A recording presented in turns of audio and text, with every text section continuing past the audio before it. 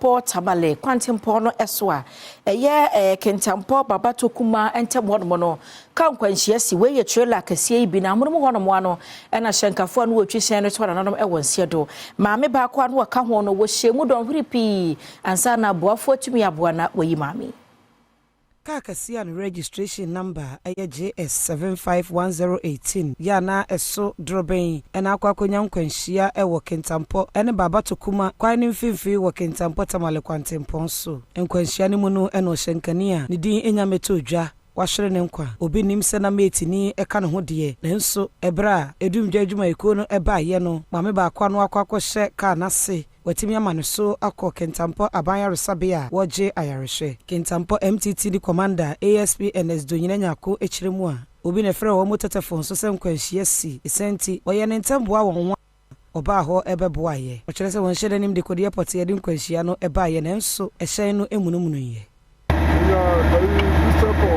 this morning, sir. That's the best one. Between Kintampo waterfalls and Babako. You know, quickly, the Poho. You do want to see who said, at the greater track, with registration number G 1075 and from 18. That's the main reason. Our iron horse, there is some feed stuff.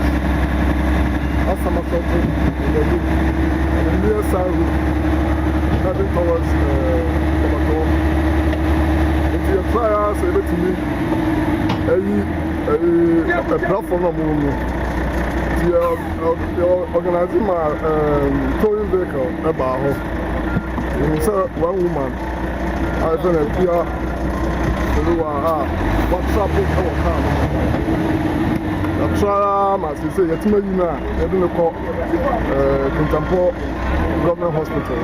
Driver, that's at now. So far, you know, trying to let you police station for further investigation. Kwesiane ba yesa no na wo se edumdwa adwuma eko no epetasi ede wo mu akade egum ansa no watimi ababa bia kwesiane si yesan se fire tender no asayi a bosumi bebrechi wontimi nsiesie enwiye